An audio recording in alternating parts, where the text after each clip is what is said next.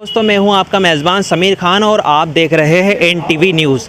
मेरे दरमियान शहर के एक ऐसे होनहार छात्र मौजूद है जिन्होंने हाल ही में नेट JRF 2023 एग्ज़ामिनेशन क्लियर की है, जिनकी प्रशंसा शिक्षा के उच्च आला अधिकारियों द्वारा की गई है। तो आइए हम उनसे बातचीत करते हैं इस बारे में।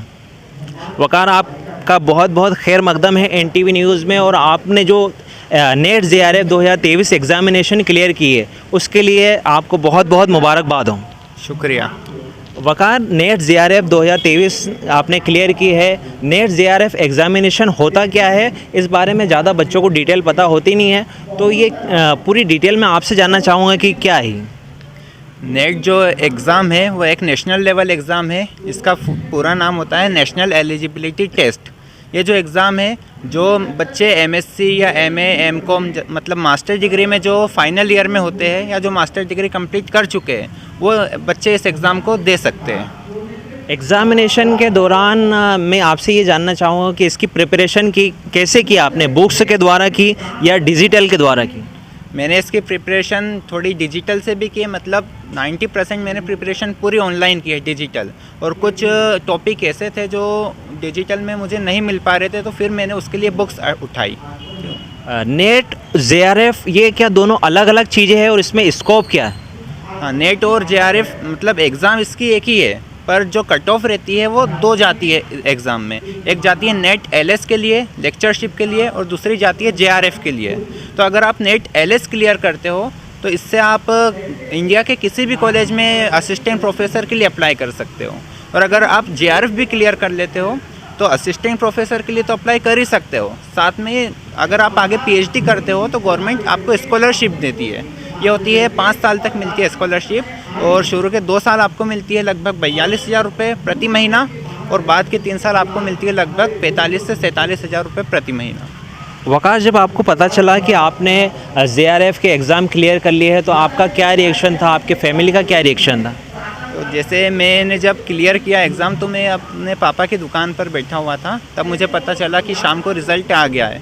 तो फिर मैंने उसकी कट ऑफ देखी सबसे पहले, जो कि कट ऑफ कम थी। मेरे जितने नंबर आए थे मेरे उससे नंबर बहुत ज़्यादा थे।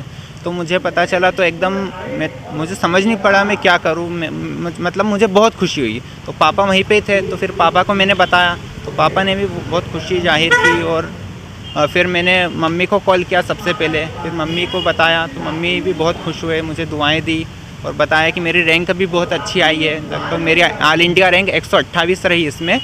तो फिर बाकी मैंने सब रिलेटिव्स को बताया, सब फिर बहुत खुश हुए। जब आप ये एग्ज़ामिनेशन का प्रिपरेशन कर रहे थे तो आपको किन किन दिक्कतों का सामना करना पड़ा, और क्या आप इसके अलावा सिर्फ स्टडी कर रहे हो या कुछ जॉब भी करते हो? मैं MSc मेरी अभी चल रही थी, अब लगभग एग्ज़ाम दे दी है मैंने 4th सेम की। तो और साथ में मैं जॉब भी कर रहा था रोटरी ज्ञान मंदिर में, पार्ट टाइम जॉब कर रहा था। MSc रनिंग चल रही? हाँ, MSc के 4th सेम की अभी एग्ज़ाम मैंने दी है, उसका रिज़ल्ट आना भी बाकी है। और जैसे मैंने एग्ज़ाम की जो प्रिपरेशन की है वो पूरी ऑनलाइन की है, तो इसमें जो प्रॉब्लम आई मुझे तो वो टाइम मैनेजमेंट की थी, क्योंकि मुझे एक तरफ जॉब भी करना था और दूसरी तरफ जो पापा की एक ऑटो पार्ट्स की दुकान है उस पर भी मुझे बैठना पड़ता था। तो जॉब से मैं 2 बजे स्कूल से आ जाता था और सीधे मैं वहीं पर चला जाता था दुकान पर, और फिर दुकान पर बैठ के ही मुझे पूरी प्रिपरेशन करनी पड़ती थी। 2 बजे से 8 बजे तक मैं पूरा पढ़ाई करता था दुकान पर। अच्छा, आप मतलब जॉब भी कर रहे हो एज असिस्टेंट प्रोफेसर रोटरी ज्ञान में, और आप पापा की शॉप भी चलाते हो। इस दौरान आपने थर्ड ये काम किया कि इस एग्ज़ामिनेशन की प्रिपरेशन की शुरुआत की? हाँ, इसमें टाइम मैनेजमेंट मैंने बहुत किया है, और फिर जो 8 बजे के बाद मैं घर जाता था, फिर 9 बजे से 12 बजे तक फिर से मैं पढ़ने बैठ जाता था। तो फिर वो पढ़ाई मेरी अच्छी होती थी, क्योंकि उसमें ज़्यादा डिस्टर्बेंस नहीं होता था। तो उसमें मैं जो प्रॉब्लम्स होते थे, असाइनमेंट जो होमवर्क मिलता था कोचिंग से, वो सॉल्व कर लेता था।